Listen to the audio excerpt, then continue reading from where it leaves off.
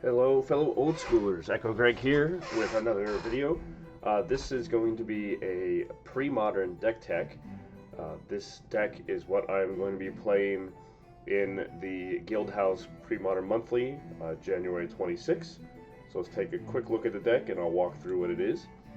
So this is a pre-modern food chain deck.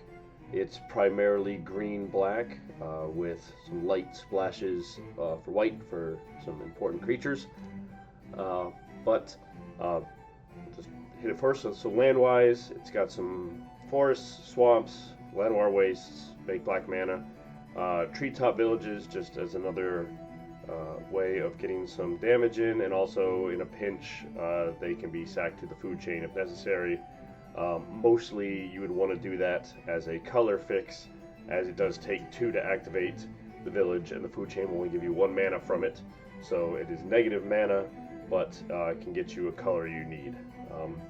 And then 1 City of Brass, again, just a splash to help with the black, but also the white, mostly for potential Exalted Angels, which we'll talk about. So the way the deck works is it's based around the card Food Chain. If you're not familiar with Food Chain, it is a green enchantment that is 2 and a green to play. What it says is you may exile, so remove from the game, a creature you control to add mana of any color, so any one color to your mana pool, that can only be spent for creatures, and the mana is equal to the casting cost of the creature plus 1. So if you sacrifice a birds and exile it, you will get 2 mana of any one color.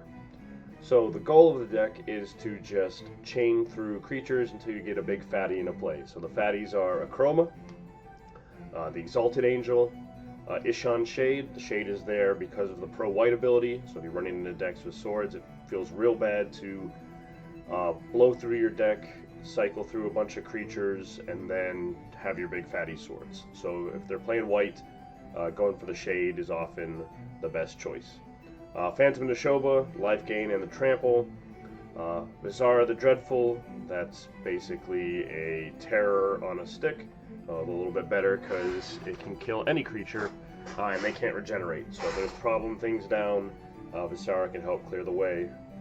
And it's also a 5/5 flyer, so that can help get in sometimes. And then Verdaloth the Ancient. Verdaloth the Ancient is real cool in this deck. It is a 6-drop for a 4/7 Treefolk legend that gives all other Treefolk and Saprolines +1/+1, and it has Kicker X. And when you pay X, it comes into play with X plus or X 1/1 green Saproline creatures, which then become 2/2s because of the Verdaloth. So as you're chaining and getting lots of mana with Food Chain, you can drop a Verdaloth down and have it come into play with like 30 Sapling counters and just really stabilize against go wide decks, or if there are other decks that are locking you down or something, it just that many 2/2s is hard to deal with. So unlike the more modern versions of Food Chain that Legacy would play, there is no instant win, unfortunately. Really, there's not an easy way to get a haste creature. I mean, you could play like a Rorix or something that has haste, but the Akroma does. But again, that's only 6 damage, so even though you can easily get a turn 2 Akroma into play, which we'll walk through, it's still going to take a few turns to finish off the opponent. So there is no easy I win with this deck, unfortunately, but it is a blast to cycle through and play. Can't really run Anger, because there's not an easy way to get Anger into the graveyard. Remember, the Food Chain exiles, so the cards do not go to the graveyard, so that you have to find a way to get Anger into the graveyard. And there is no card like Miss Hollow Griffin that allows you to cast from exile in the pre-modern format. So once it's in exile, there's no way to loop it back. So there's no way to generate the infinite mana that the Legacy Food Chain decks do. And there isn't something like a Walking Ballista that allows you to immediately, shoot like Triskelion. You could play Trike but that would only let you do 3 damage, and again, there's no real way to cycle it back. The rest of the creature suite, birds for ramping, mesmeric fiends are there as disruption. There's also a very neat trick you can do with the fiends and the food chain, whereas if you stack your triggers, so mesmeric fiend comes into play, the trigger to take the card out of their hand goes on the stack, and in response to that, you exile it to food chain. The fiend leaves play, and the trigger to get their card back happens, but you haven't taken their card yet, so nothing happens. Then you look at their hand and exile card, and it's gone forever. So that's a real fun trick and very important for this deck. You could also do that in the Allurin decks by bouncing it, but that's a different deck.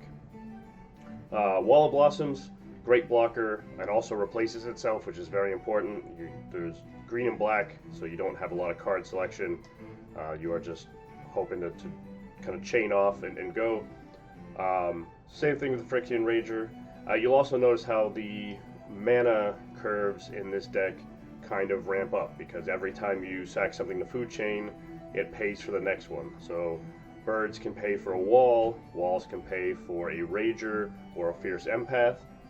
Those can then, I don't have any 4-drops in the deck, but those can also help pay for the 6-drops or the Deranged Hermit at 5-drops. Wall of Roots also can add mana and then a sack, so you can get there from there. You can also chain things of the same casting cost. The mana stays in your mana pool, so then you can add up. So if you have 2 Wall of Blossoms, you can sack both of those for a total of 6 mana.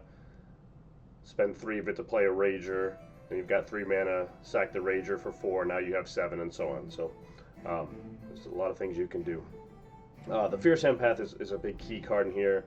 Fierce Empath is a 1/1 elf for 2 and a green. When it comes into play, search your library for a creature with a casting cost of 6. That's why the fatties are all at least a 6-drop. At least 6 or more. It can be more. So you have your Chroma, the Shade, Exalted Angel, the Nashoba, Visara, and Vertaloth all fit that. So we also have 2 Sylvan libraries just to help with some card selection, and even though the Ragers ping you for life, and you get a little bit of a painful mana base with the city and the 4 Llanowar Wastes, you can usually afford to pay some life and draw some extra cards. Again, you really have to have a good amount of cards in order to combo off, because you have to be chaining them. Sometimes you just fizzle. You get up to 3 or 4 mana, and then you fizzle, and you don't have the last mana you need or the card to get to that end. The nice thing about this, though, is that it's running a lot of creatures. Sometimes you can just win by beating with Phyrexian Ragers or Mesmeric Fiends, or the reason they're in the deck, the Deranged Hermits. So the Hermits are great in that not only do they work real well with food chain, you're paying 5 mana to get 6 from the Hermit, but an additional 4, so you go immediately up to 10 mana. Those help real well if you're going on the Vertaloth plan. But as we've seen time and time again in pre-moderns, sometimes just putting 9 power into play for 5 mana is enough to win you the game. They're also great against aggro mirrors and good chump blockers, so Deranged Hermits, unfortunately you cannot search for them with the Empaths, but they are very important to the deck. So that's the gist of how it works. The sideboard, Engineered Plagues, again for all the tribal decks or certain combo decks, you can name Beast and shut down Allurin, you can name Phyrexian and shut down any of the Feb decks, or the Phyrexian Devourer Fling decks. Another Naturalized, just so many artifacts and enchantments to worry about in the format. 2 Pernicious Deeds, good against Go Wide, aggro decks like Goblins and Elves, but also another way it takes out Dreadnoughts, it takes out other problematic artifacts and enchantments, or artifacts at least. It's very good. Phyrexian Furnace and Tormod's Crypt for your graveyard hate. Smother, bring him in against Dreadnoughts and against decks with problematic creatures, Meddling Mages, things like that. Excuse me. And then Xantid Swarms. a must for any deck that's going to try and counter you. Again, you can spend all your resources comboing off, and they just counter your last drop. Very painful. So the Xanath Swarm lets you attack in, and then you have your turn free to play it, and they can't disrupt you. So that is my deck for this month. We'll see how it goes. I'll have the videos posted, and thanks everyone for watching. All right, we'll see you next time.